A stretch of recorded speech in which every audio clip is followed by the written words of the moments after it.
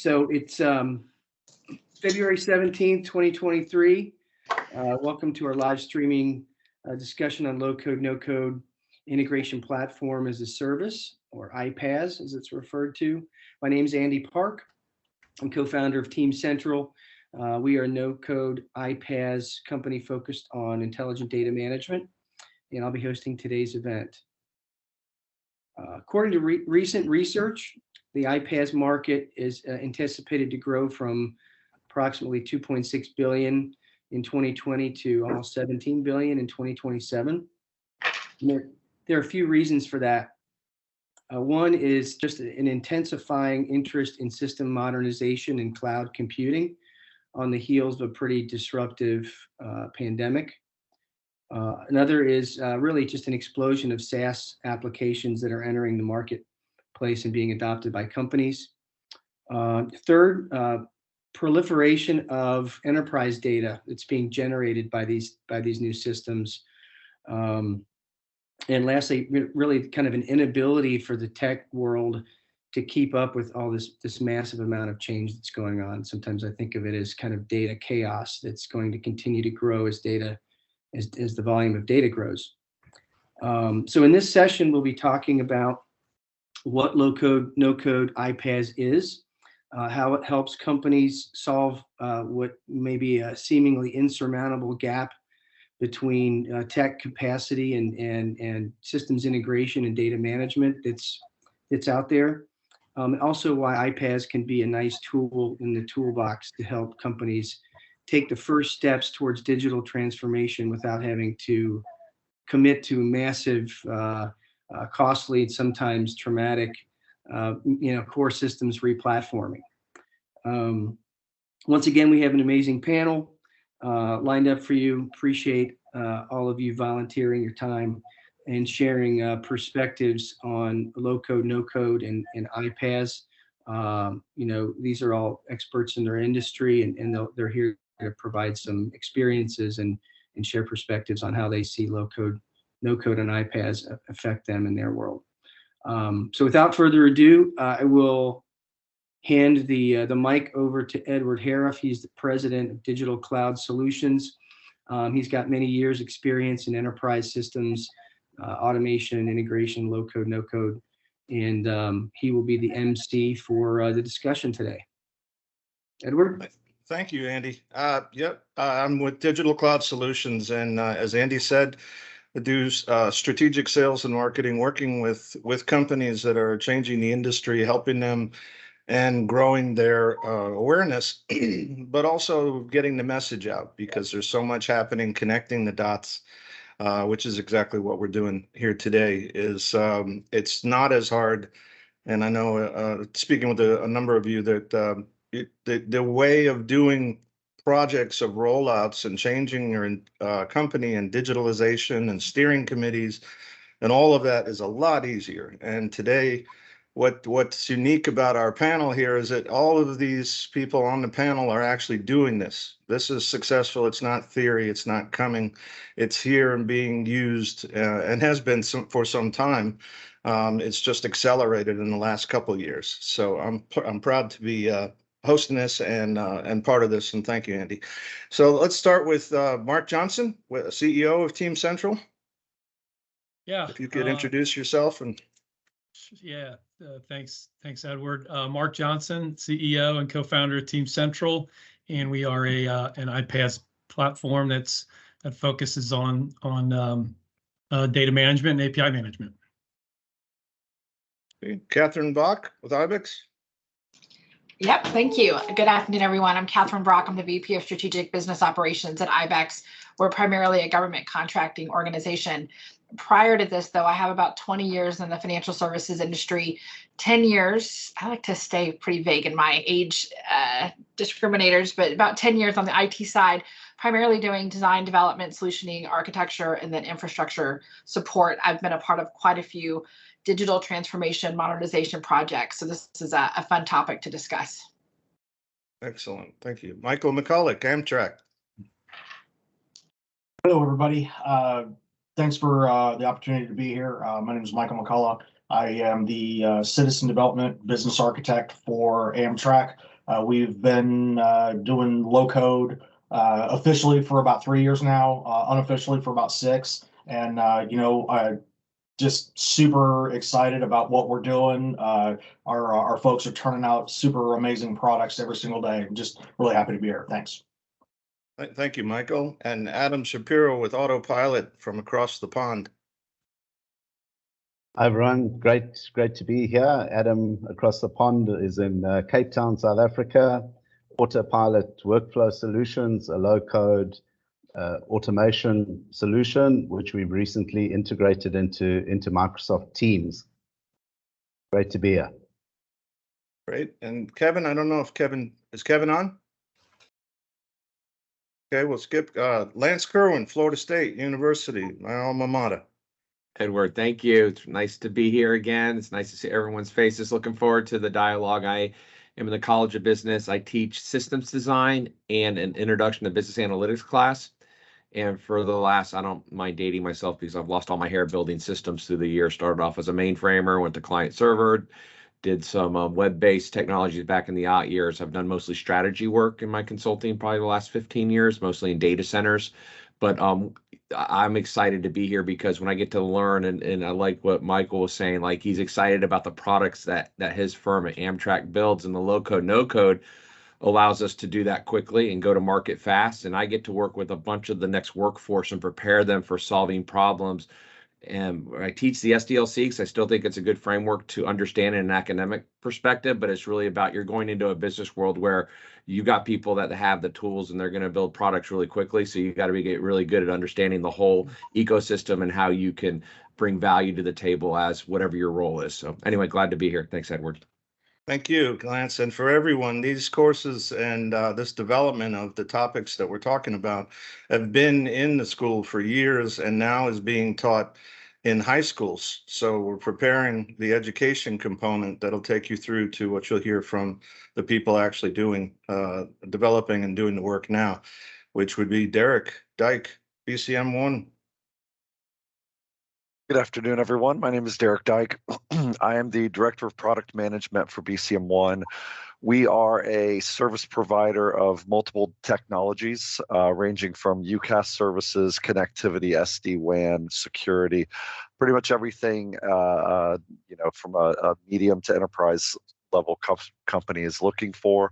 The no-code, low-code aspect of that is something that we are fully embracing as we take on new vendors, as we work with them, and what products that we are offering our customers. And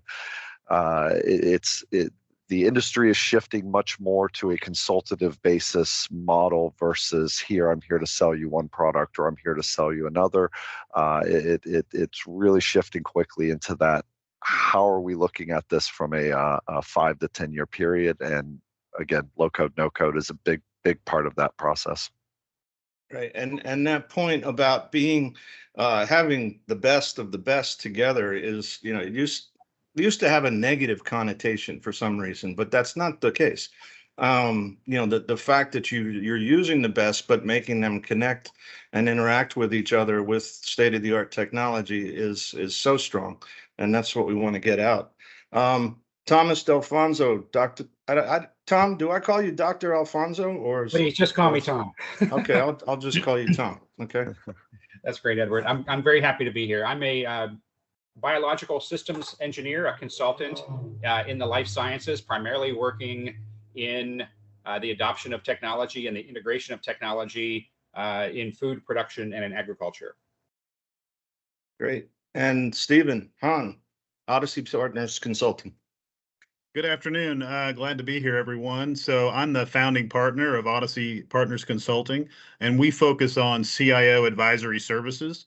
I've recently been the head of IT at 2 organizations that I would describe as fast-growing, entrepreneurial in nature that are trying to convert to the enterprise. And so in that conversion, what's really happening is they're trying to change a process from being the name of someone, Stephen does this or Stephen does that, to an actual process, right? And get adoption in following that process. So we do a lot of work with clients around that. We've done a fair amount of work focusing on Microsoft Power Apps. which is basically a low-code, no-code solution, but specific, obviously, to Microsoft. So there's a lot of work to be done there, and I'm one of those folks that would definitely agree that digital transformation is yes, an overused term, but we are in the middle of it. So glad to be here. Thank you all very much. So we're going to get what we have lined up is 10 talking points, and I'm directing it to various individuals. But again, feel free to add to that particular topic, because everybody here has so much to offer. And the service component of, when we talk about ROIs from applications, which is what our viewers want to hear, right? The ROI is the technology works. We know it works. It was released. The question is, how do you use it? And are you continuing to use it? And how does it work together? And that's where key people like we have on the call here help make that happen, with education all the way to ongoing continue support, training, and insurance that you, Mr. Executive, are getting what you were promised out of the technology. So first question, digital transformation is a term commonly referred to, perhaps overused, as we've heard, to describe all sorts of ways to better leverage technology. What does the term digital transformation mean to you? We'll start with Catherine, sorry. Sure. So as I mentioned when I introduced, I've been a part of quite a few banks, and I'll just say as a qualifier, because if you look at my LinkedIn profile, you'll see some listed. As a consultant, I worked with a lot of them, so I don't want to make the assumption that any you see are the examples I'm giving in my examples, because that could be an issue. But what I will say is, as I've worked with a lot of small and mid-sized regional banks who over the last 20 years have not only grown, acquired, gone through M&As, there is so much legacy on-prem technology written in Cold Fusion, .NET, and even older languages that are still in use. In fact, even recently we were talking to the Federal Reserve Bank, who's having the same problem. They have a ton of legacy technology. Healthcare, ton of legacy technology. It's how do you make that actionable, integrate that, move it to the cloud if it really needs to be there, keep securing it. Those are the conversations I've been a part of, and I've been a part of dozens, where you're trying to figure out what are all of your old applications, what's already in the cloud, how do you start connecting, integrating all of that so you don't have this web of integration points, but instead have something centralized and actionable. And then, oh, by the way, there's that data lake with all that data, and how do you use that? So for me, in my experience, digital transformation has been all about how do you take all of that and make it relatable, actionable, usable data that hopefully consolidates the use or need of so many different applications to accomplish one possible workflow. Thank you. Derek? So digital transformation, a lot of it depends on the type of customer, the size of the customer, and their skill level. It's something that is going to happen eventually. From automating the simple processes they have. Well, let me back up.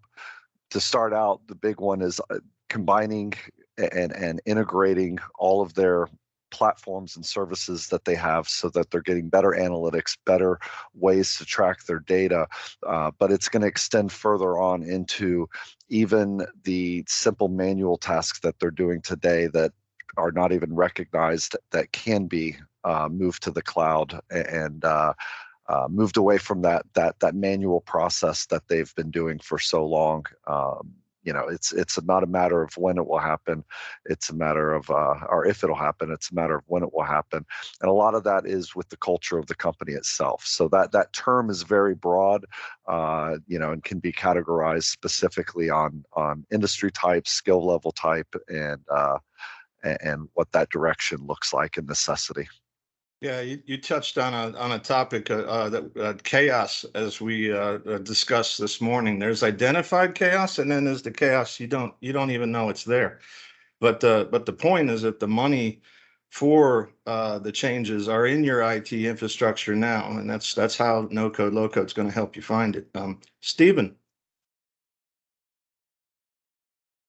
I would say that from my perspective, with some of these smaller companies that I've been working with, digital transformation really means something that's scalable, enforceable, and trainable within your organization. Because what we really have in a lot of cases is I can achieve I can achieve digital transformation today if I have an eager marketing director with an Amex card, right? But that's digital transformation for them for that moment. And they might turn on WhatsApp or Asana and think they're good and not know what the problem is. But then you wake up and you don't have consistent process across the company. No one knows what they did. And so that's why you have to have process maturity, and you're looking at an actual architectural conversation. And the art of it, from my perspective, is convincing marketing that it is harder than just grabbing that Amex card and going out and buying whatever tool they Googled for 5 minutes. So. Yeah, exactly. And all those tools that, you know, they're good at storing data, but what are you doing with the data? You know, what is it? What is it? Are you accessing that data? Are you using it for forward-thinking decisions? And that's important, rather than just upping your Google and your Azure storage contract. Lance? I think digital transformation is it's a time period. It shows our industry has arrived over the last 30, 40, 50 years. If you look at the history of computing, and I think back to, 100 years ago, and I think I might have used this analogy last time, but I just was in the classroom the other day. I go, 100 years ago in Tallahassee, Florida, where I'm at, people were arguing about, are you going to get a car or not? And you didn't have the highway systems yet, but you had this awesome product that was life-changing. And then if you look at what happened with the highway system, that came like 30 years later in the 40s and 50s. Airports, same thing. It was World War II. We had airports around from the military, but then commercial airlines. If you go look at your airports, probably been around since 1940 if it's an older, if it's an older one. So when I look at digital transformation, I'm really excited. It celebrates that the collaboration is happening at such a high rate of speed. We have to move away from the old practices of building system and come right into the new. And I like that. It's like setting expectations. It's not as easy as, hey, get the Amex card and go buy that app. Somebody needs to understand the ecosystem and how that component snaps in. You still have data management, still matters, how you're going to protect it. Love what Catherine talked about, the data lakes. Like, that's all of a sudden you're gathering data. Can we use that? Is that a value? I think our shift in focus is now towards the analytics part. And the last thing I would say is, if you go back and look at search terms on the internet, Google tracks it back to 2004. Business intelligence was like highly searched back in 2004. It's gone this way. Analytics has gone up. And I think it's our industry rebranding itself along the way. So digital transformation is nothing more than modernizing people, process, and technology, but getting the people to understand that let's change the tasks that you do. One of our panelists had talked about, and I think, Stephen, it was you, like moving more towards a process-centric way instead of Lance does this task or Stephen does this task. It really is about what that process is, and that's where we should be designing and modeling, but also telling the person, hey, they may be scared of it. No, like, open it, like, open your brain, celebrate that. You offer a different experience, and now we can maybe get you into looking at something you weren't able to look at, because now we have technology that can automate that. So digital transformation is going to make us better as a society, better as a business unit, collaborating with each other. Yeah, and I think the point, a strong point there, is you've got the teams that understand the processes. They're there. And so you hear the phrase centers of excellence, and pulling together a center of excellence in your company versus 10 steering committees that chew up everybody's time, but bringing that team together to talk about, how you can do it and work with it. And with these tools and the partners involved, you can get there, and you can start slow, as we talked about earlier, and we'll talk about again, but move at your own pace, which is different than the all or nothing from years ago. So let's drill into iPaaS, and what is it? So when we talk about low code, no code integration as a service, iPaaS versus SaaS, right? Software as a service. Why is it so popular in the context of digitalization? Mark? Yeah, when I think about digital transformation, my brain really goes to kind of the fuel for growth and scale within a business. And so when I think about our product and just the landscape of iPaaS, I see it as it's really kind of a foundational piece in order to operationalize that, in order to get the most out of the data and the investments that you have in systems, in order to do process, automation. It's become almost a necessity for companies of all size. When I think about iPaaS kind of in the immediate term, we talk a lot about there's so much information within the world. In order to continue to support that growth, we need to create more builders, and we need to create ways that existing builders can be more efficient. And the value of that in terms of digital transformation is speed to market. How can I get solutions to market faster? In the long term, to me, it's becoming and will become, how do I get the machine to do more and allow the machine to really kind of augment the human team? When I think about iPaaS, in the future of it, it's not just recreating another ETL messaging solution with thousands of connectors. I think we need to kind of think about the solution completely differently, and in order to help companies thrive and get the most out of their systems and kind of what they have access to. I think kind of figuring out ways to kind of get humans out of the process as much as possible is kind of our vision. Yeah, well, and that's where you talk about front office, back office, or we've talked about for a long time now, is bridging that gap between the business side of the house and the IT side.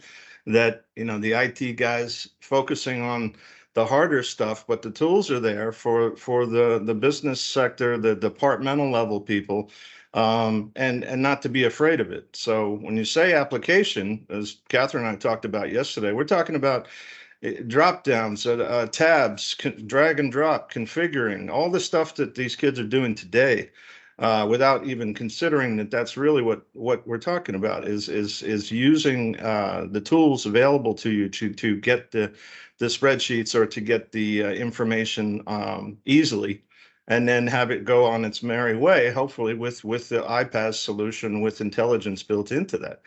Adam? So in terms of iPaaS, I'd say iPaaS offers the benefits of the cloud without the hassle of getting it set up.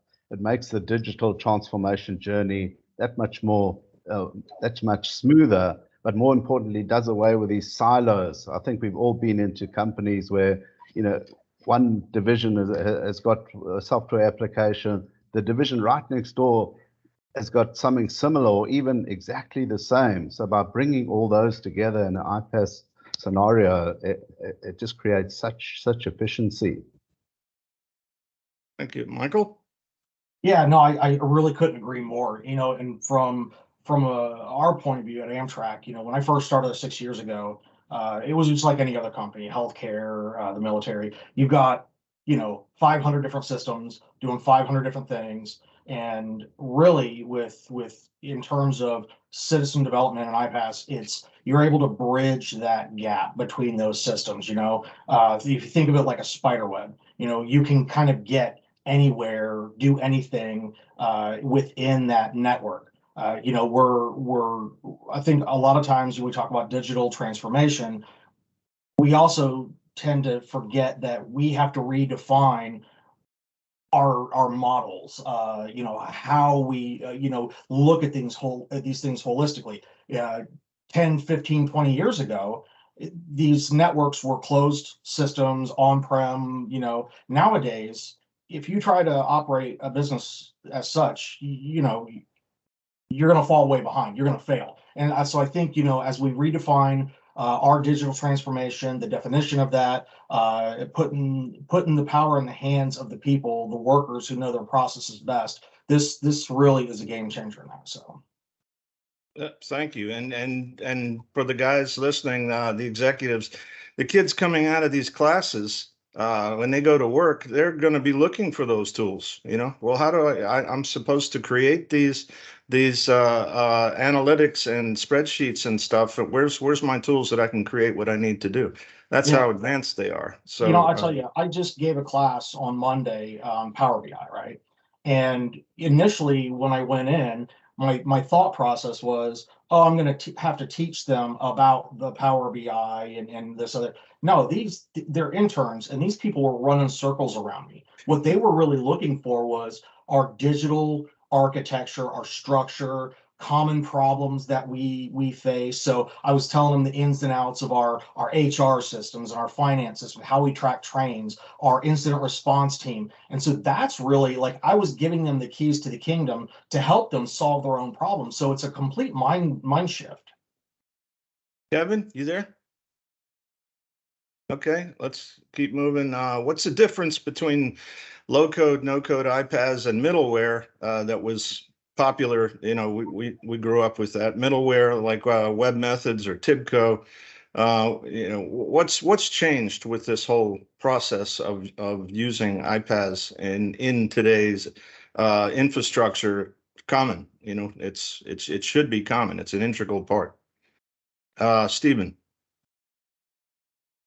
I would go at this from a perspective of I read I wish I would cite it if I could remember the book, but there was a business book talking about several years ago, talking about what's driving all the change and the transformation that's out there.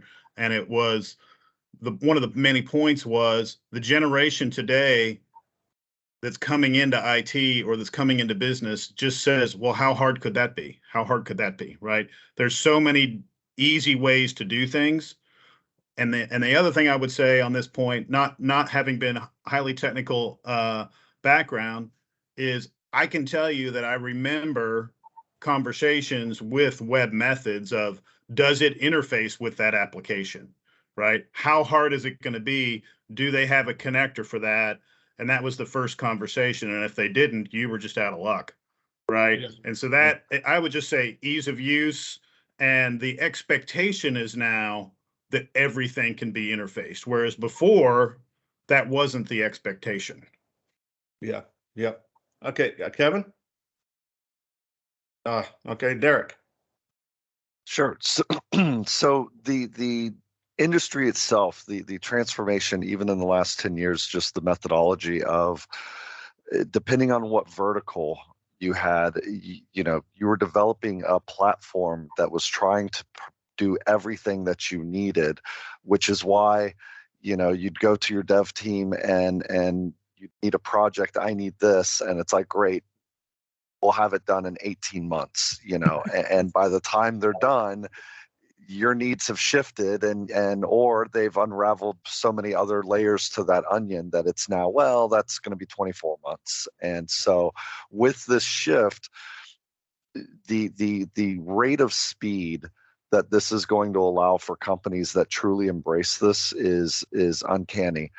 You're not having to recreate the wheel. You're simply bolting on already pre-built applications that maybe aren't specific to your vertical, but they do a certain component that's all you need, that you can pull that data into something else that is specific. And so I think the companies that truly embrace this are going to see their development times, the amount of man hours and engineering hours necessary and to do it be a drastic difference from even just 10 years ago. Well, you're right, and today with the way that iPaaS works, you know, I mean, there's lots of awesome SaaS providers out there. Do you want them focusing on that industry specific solution or the function that it's doing, or do you want them working on integration? You know, no, you don't. You want a iPaaS to be handling that so that they can make their solution better. So I throw that out to the SaaS guys on the phones because you know that there's a lot to be said about focusing on that special thing that your SaaS does for the customers, and this helps with the digitalization. So we'll move on to automation. Excuse me. Is also popular, right? We hear automation all the time. So how would you describe the difference between iPaaS, business process management, or BPM, and robotic process automation? Anybody, Tom? Yeah, sure. I'll give it a crack. First, I want to say something about the transformational period that we're in. Most people are using technology, and with the adoption of low-code and no-code, now we have many, many more people able to develop their own applications to do what they need to do for their job.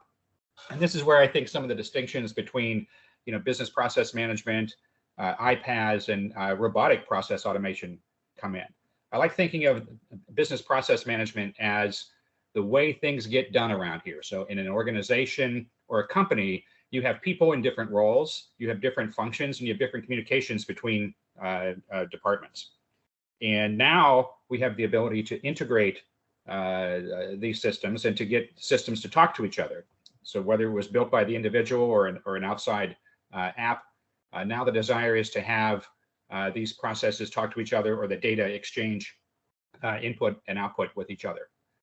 With robotic process automation, it's almost as if you have an application that runs around and runs these programs instead of a person. It logs in, it executes, it goes and gets data. It's very active in that sense. And when you think of how is this all going to function properly in my company or my organization, you need a platform. You need a common denominator, a sandbox where everyone can come and play. And that's iPaaS. So that's how I like thinking of how all of this is coming together with these new technological advancements. Thank you, Tom. Mark. Yeah, in the conversations that we have with customers, our general approach is just, right tool for the job. And a lot of tools that kind of say they do everything probably don't do anything really all that well. I was on a call, actually, I think even yesterday, where we were talking with a customer, and we actually had kind of the RPA vendor on with our product, and it was an absolute slam dunk type RPA solution, and I was happy to kind of be in agreement to make that recommendation. When I think about iPaaS, I think it's more data in kind of API management, managing of data sources. But I think, it's important for any kind of good iPaaS to really be intentional about how they work with more human-centered products like BPM tools. If you think about common scenarios, and if you were trying to bidirectionally sync customer data across 5 different systems, that's where iPaaS is really gonna excel. Whereas a BPM product is going to be more human-centered and around business process. And RPA technology is more around kind of screen scraping and as Tom was saying, being able to kind of do something that's repeatable within the same system so that a human doesn't have to swivel chair and do it. Good. Adam? I think my colleagues have covered it perfectly. Well done. Okay. Software vendors are increasingly pressuring customers to move to the cloud. Well, there's a lot of reasons for that, right? But at the same time, it's just more cost effective and easier to maintain. Digitally transform. What advice do you guys have for helping companies determine the right time to head down this path, and how can iPaaS play a role in jumpstarting this without having to go all the way in, so to speak, of replatforming all their legacy systems? Catherine. I think we've talked about it, and I think it's spot on. In fact, a recent bank I was working with, they're in their digital transformation plan, and their first step was to create an integration point for everything. Anybody looking at, do I need this or do I not? If you're starting to work with different SaaS solutions, if you've got a Salesforce and a SharePoint and some other CRMs or ERPs, and you're starting to do point-to-point integration, you're about to create a web of data that isn't centralized. And so if you're thinking that way at all, if you're starting to have discussions around integration points, to me, the first decision has got to be, how are you going to handle centralizing integration, which is why iPaaS to me is the most important piece to start with. Thank you. Lance? Yeah, I would say that the iPaaS is that platform that we can have those conversations. I've seen over the last, in my time in my career, large legacy systems, mostly the financials and the accounting. It's really hard to modernize those. And we talked early on, when I heard Cold Fusion, I almost fell out of my chair. And there are still Cold Fusion apps I wrote that are probably still out there. Mm-hmm. But when I think about the challenge that they have, it really is around setting that expectation and managing it around what are you getting. And a lot of business cases are all going to be about bottom line. And I think with this one here, it's really more about risk. What is your risk bottom line of staying exactly where you are today? And if you're there 5, 10, 15 years from now, what does that really mean? And if you have to count on your people that are maintaining the system, well, we saw this with NASA and the shuttle program and whatnot. People retire, and if you haven't captured that knowledge, it's going to be really hard to maintain that. But that shouldn't be the focus. The focus really should be an urgency to get to modernization, but in a controlled manner so we can minimize that chaos. And it could take a decade to get off the mainframe for your financials. That's fine. Go ahead and put that out there, and then and then start look at iPaaS. Well, how does iPaaS help me to control what that journey looks like? Now you can prioritize and make some good decisions around your roadmap, get the right people involved, and be thinking about, in my case, you look at some of these companies, I'm like, you never thought you had to get IT 20, 30 years ago, but now you're not an IT company. Focus on what you do well, put those IT functions, let's move them out, and there is going to be a cost, there's going to be an investment. But if you don't do that, what's your risk going to be 10, 15 years from now if you don't get off these legacy platforms? Michael, advice? Yeah, no, honestly, I was just sitting here listening to Catherine and Lance. How do you add to that? I think iPaaS is definitely, going back to all models are wrong, some are useful. I was reading a book by Phil Simon on citizen development, and really hit it on the head when he used that quote. We all have unique needs. We're all on a different timeline. We all have different things that we're concerned about, and the speed at which we evolve is going to be varying. Even within our company, we may really jump forward during times and have to kind of slow down. I think, how do we get there without trying to cram everything into one big sock? I think iPaaS is definitely that bridge. So, thank you, Derek. Sure. So I completely agree with Lance on the investment in the iPaaS foundation is core. But what that allows you to do is to scale at your own leisure afterwards. You in the past, when taking on a development project, it was trying to figure out how to build everything all at once. And the problem with that is that by the time you got halfway through the project, so many variations have changed or business needs have changed. And so you're constantly going back and trying to retweak or retool what's already been developed. And you've never seen a great in-house or even vendor-driven full source solution that does everything that everyone needs. It generally, at best, it does 60% of what we need or 70% of what we need. By going with iPaaS and having that core foundation layer, it's so easy now to add in modules that, okay, this was great for now, but now we need more analytics. We've got a taste of what we can get. Why don't we look at this one module of replacing that with something that it maybe is more expensive, but now that we're actually utilizing it, we see the value. We're gonna pop in another piece of software into our foundational iPaaS core. And this is game changing compared to the thought process of development in the past. Definitely. And we've talked about these points here a bit, but it's still good to hear it from different perspectives. I mean, the applications, the SaaS applications, the ones that we're still running off floppies that solve industry specific problems, they're great, but they're typically good at processing, storing the data. Many closed systems, and of course, a lot of those are sunset or have no way of getting out. How can iPaaS help companies get the most out of the data that these systems are processing? Tom? Sure. Let me tell a short three-part story. The first part goes like this. We were developing an app for human health and nutrition, and we wanted the users to be able to develop their own with low-code. So the idea is that, there's lots of apps out there to manage your health and nutrition, to keep track of your calories and so forth. But we wanted to provide some tools for getting recommendations for daily allowances of nutrients, for having your own personal preferences that are integrated into the system. So the very first low-code app that I developed with a system called Reaccess was for a citizen developer to develop an app for themselves. But the second was more for let's say, industry use of a tool like this. So where does this type of problem occur? It occurs in human health and nutrition, of course, whether you're managing school lunch programs, convalescent homes, hospitals. You need to think about the nutrient requirements of the people. And so you have different settings. Now you have different environments in which you're trying to get information.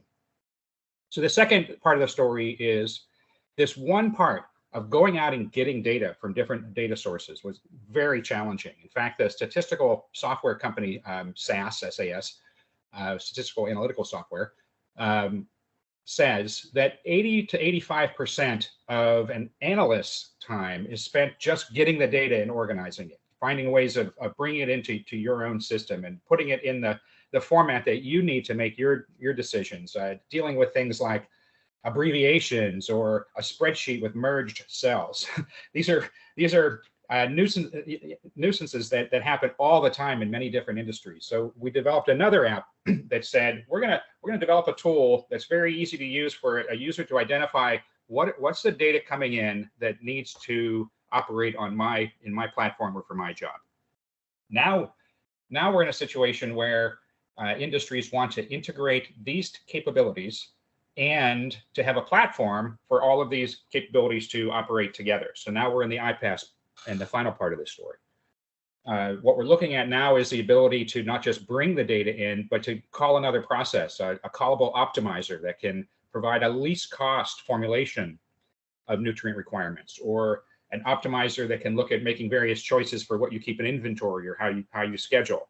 So all of these tools allowing for citizen development to get the job done that they need done, the tools to help integrate information from different systems, and now having a platform where all of that can occur at the same place is part of this digital transformation that was the underlying factor in that three-part story. Thank you for letting me tell it.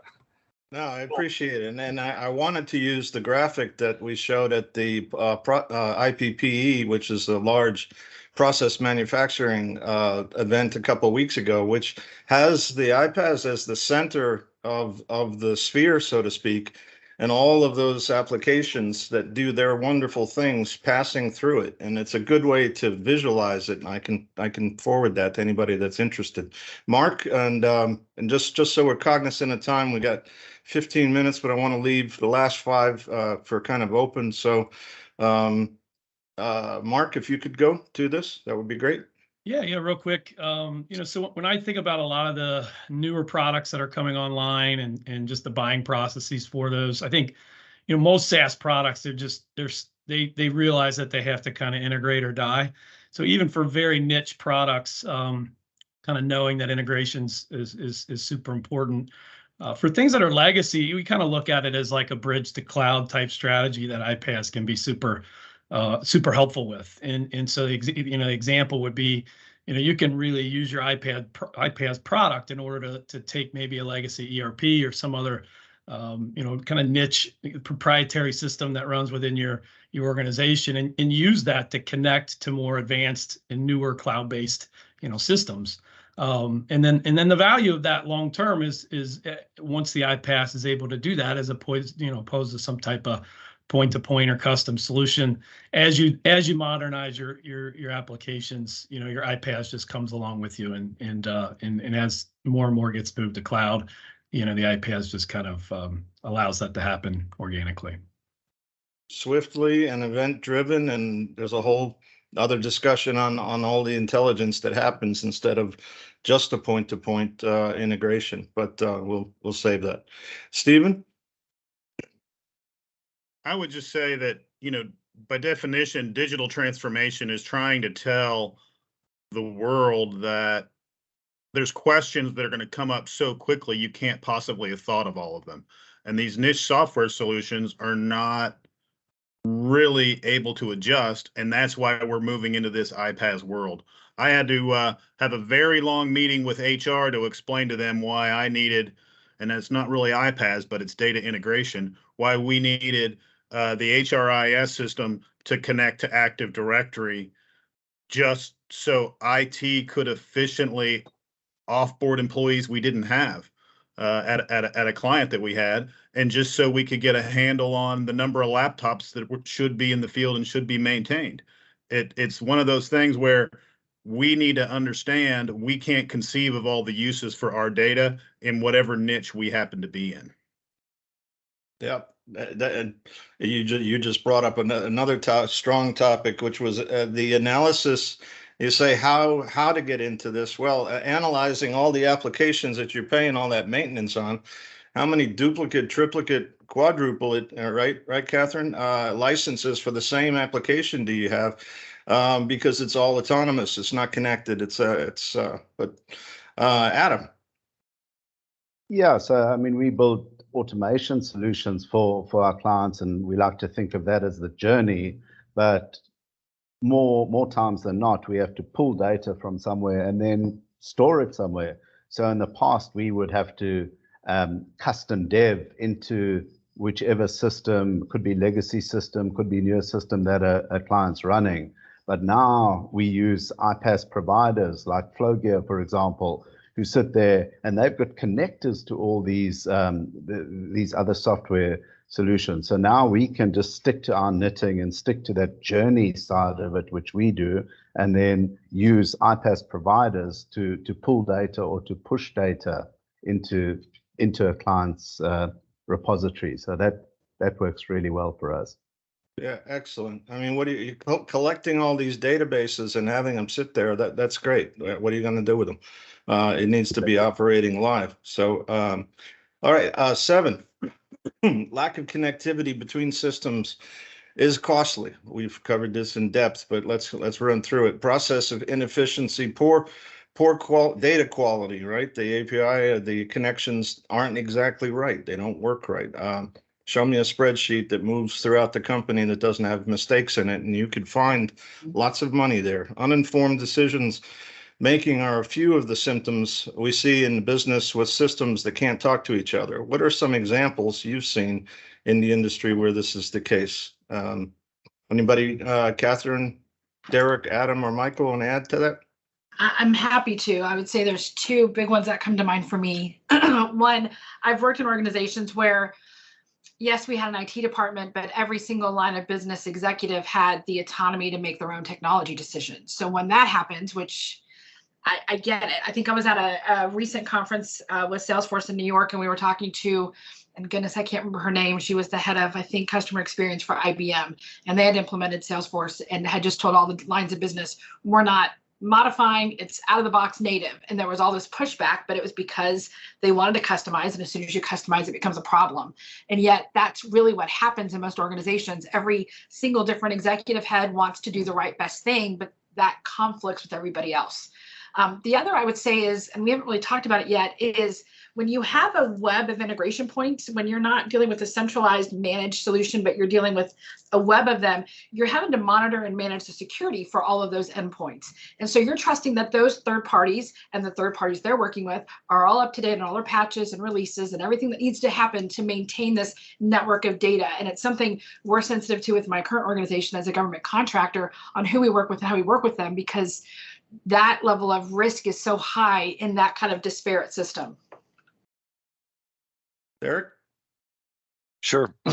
So there's 2 pieces to this. And again, when you're talking about integration, enterprises, they've been doing this for decades, right? They have the staff, they have the team. Your medium-sized companies, 2,000 and above, they've been dabbling in it more and more over the last 10 years. Your SMB market, they're doing, I would guess maybe 5% of them, they're using products that have integration capabilities, but they're not doing anything with that. So, it's a level of what size company it is, what type, the sophistication of the company that they have, and are they even going to utilize the capabilities that they've never had access to before or even thought about before. I can't remember who it was that was talking about the HR, integrating the HR analytics for what they were looking for.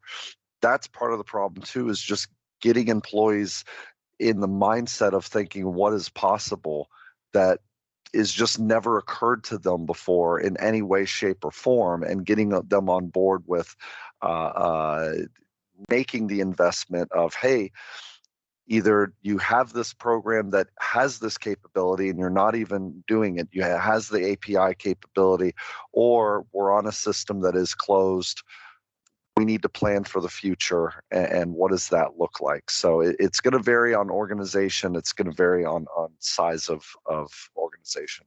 Well, and that's why it's important, I think, to work with partners and consultants and systems providers that are going to stay engaged, whether you're a developer or services group, to help and make sure that your employees are actually using the software the way you want it to do. They do a million things, right? You don't need that. You need it to work the way that your processes are going to be digitalized, where digitalization is going to be beneficial. And that's a proactive thing from management down to out to the employees to get them to feel comfortable with it, but also get what you want out of it. I'm going to move to, we're running out of time. So Adam, did you want to add to that, or? Yeah, I mean, I think just quickly that this is a great advert for iPaaS, because in the past it used to be, okay, well, these systems need to talk to each other, but someone has to develop all, custom dev all these systems. So now you got an iPaaS solution, and bang, it can happen a lot quicker. So a number of cloud app, the number, this is about manpower, right? The cloud, the SaaS applications are exploding. There's no stopping that. There's not enough technical resources on the planet to build these integrations using the traditional methods that we've already outlined. So how does iPaaS help solve this problem, Lance? Yeah, so I think as far as like the manpower, it's going to be more of where IT would have to come in and sit with the business person and explain IT. You don't need to do that anymore. It's around, what's your business problem? And I need to have a search. Great. Here's where do you want it on your screen? And you can build an app right then and start to get them into the user experience right away. And I think that's extremely impactful. I think what you need to have, though, is a priority of what those apps are that you can do. You're also going to redefine your IT function, because some of us that love the things we used to do, well, it just changes how we serve and help others moving forward. So now it becomes, again, being able to explain, we're in modern technology. It's about people, process, technology. What information do you need to make decisions, and how does a low-code, no-code product that maybe you don't have today help you? And guess what? We might be able to help you build it like right now today. So I think that's where you go. But the manpower is actually going to be expanded through traditional IT people, and now the business folks that maybe have never been trained up this way. But guess what? They don't have to be, because everything's built into the platform. Yep. Mark? When I think about this one, the concept of more builders and low code, specifically around data management, where things are hard, data is hard. The things that I historically have not liked about low code products, kind of in this space, is I think you got to solve the whole problem. That's how you really truly make more builders. You can't just look at one part of the problem. You have to look at the level of detailed design and build, but you got to look at all the other things around it. You got to look at unit testing. You got to look at version control. You got to look at deployment. You got to look at all the things that a true developer would do. You got to solve that whole problem, and I think that's the key to this whole thing. Stephen? I would say that this comes down to the cost of integration from before, when we were doing point-to-point integration and everything had its own business case. Now it's more, hey, we're not going to build a car one part at a time or one trip to the auto shop at a time. We're going to say all applications are going to be, all their data as appropriate is going to be comprehensively available in the data model. We're not going piece by piece. And I think that approach alone requires a lot less resourcing and a lot less analysis, given that we're saying, hey, well, you don't need a business case to make all the data available. We're just going to make all the data available, and then we'll see the way that availability benefits a business process we have yet to think of. Good. Money, right? A CFO looks at their IT budget and sees hundreds hundreds of yearly maintenance and enhancement fees for dozens or hundreds of applications. Any advice on how to access whether or not they're getting the benefit from all of that spend? And once doing that, what do we do with it?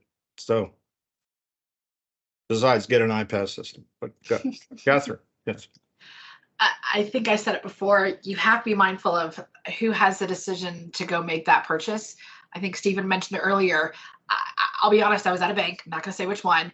We were looking at one solution internally for something, and we went and looked at who else had purchased it. 9 people had purchased the exact same thing, had paid the exact same annual license for that same service. And it was like, how did we not know this? And so and that was just a $1,000 purchase, but it was 9,000. Well, that's happening with multi-million-dollar systems. I remember having to sit down with a group of executives and tell them they were paying for 4 different Salesforce instances. They could have all been in one. And so there's a lack of communication when it comes to what the end user needs, all the way up to IT, and then including the CFO and COO to say, here's everything already in our network. It's quite possible you can leverage or find usability across existing applications. You just aren't aware they exist. And to me, that's probably the quickest, easiest way for cost savings, in addition to looking at your user licenses, because there are a lot of unpaid or unused licenses that people are paying for that they just don't need. Since we're at the hour here, I want to combine the last statement and let everybody kind of give their with the one we just spoke about. But and we've covered a lot of points of this, but new systems can be scary to users and executives, and it is overwhelming connecting the dots, and that's what an iPaaS does. But how does iPaaS calm this process financially and functionally? Mark? You know, from a calming standpoint, I mean, I think the thing that's going to be most calm to anybody in this world is that solutions get built faster and cheaper and more reliably. You know, so that's the real kind of nugget that we're all after, and it's not easy to do. It's not easy to do, especially at scale. But I think that's the calming effect, is the value add. Adam? Yeah, well, change management is huge in any software project. And the more projects I'm involved in, the more I realize how much more of our time budget should be put towards the change management as opposed to the technical. And obviously we can do that now with low code. But yeah, taking the pain and the scariness for the end user, but also out of the developers who then have to think, right, how do I integrate into this ancient system? When you can use an iPaaS solution, it calms that fear. Derek? So again, it's a mind shift of, I've seen this countless times where a company will have a handful of IT staff who can do development work. And so they'll say, well, we'll just have them develop it. And it takes them 2 years to do it. And it's half there, instead of just biting the bullet and paying the license fee, getting it done quickly, and having something that does exactly what you're trying to do. It's a mind shift of embracing that. But once that does happen, I think they'll recognize the amount of money that's saved in the long run, the ROI of that time saving and specific niche that it covers. Stephen? I would say it's a shift in software in general. I think that before we were going out to buy a rigid tool that had 1, 2, 3, maybe however many tricks, right? Now, what we're saying is we're buying a platform that can build whatever you need very, very rapidly, versus, hey, we're buying this one tool and you got an upgrade coming, or we're buying this one tool and you want another tool, you got to buy another one, right? So it's just a shift in the way software works. And trying to get those that are in the buying seat to understand is the battle. Tom? Yeah, thank you.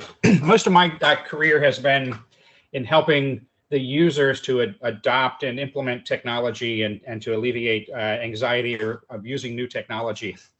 But now it seems like the anxiety is in the IT department and senior management, because if you allow citizens to just develop tools, you have to have ground rules, you have to have policies. And I think when we have a good platform that allows for things like data governance and company policies to be very clearly defined, I'll go back to that sandbox analogy or the playground. It's not a free-for-all. There are rules.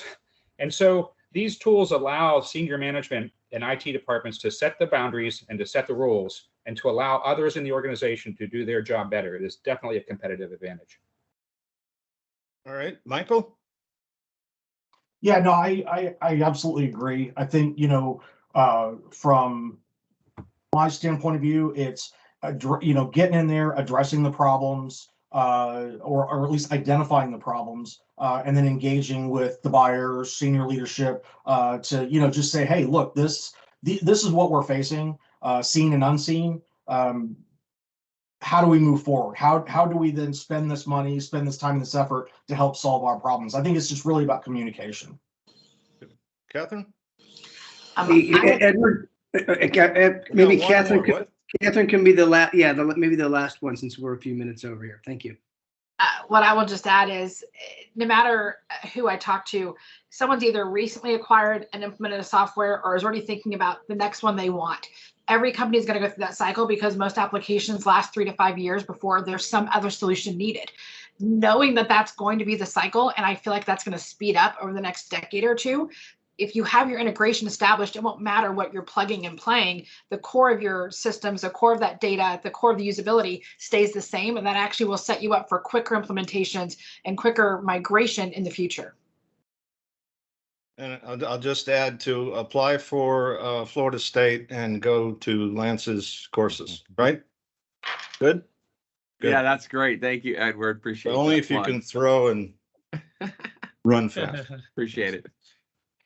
Well, thank you guys. Yeah, I know we ran over a little bit, but it was just what a spectacular group of people here. This was just amazing. So I'm hoping we can do this again and welcome your input and for sure let's keep building this out because it impacts all of us. I mean, it impacts the vendors, the businesses, and everybody wins. Mike, you said last time, more with more. Yeah, well, there is, but there's more with less. There's depending on the company, the perspective, all the tools are there to find the money to put all these solutions, these iPaaS solutions in place, and have all the guys that are great at their own area focus on that instead of trying to make things work together. So. Thanks, TeamCentral, for including me. Yeah. Thanks, Edward. Panel, thank you so much again. Great job, everybody. Volunteering your time. Really appreciate everybody it. again. Thanks, EJ and Andy, Bye. for doing this. I know it's a lot of work. Yes, thank you. Thank you. Enjoyed it. Thank you, guys.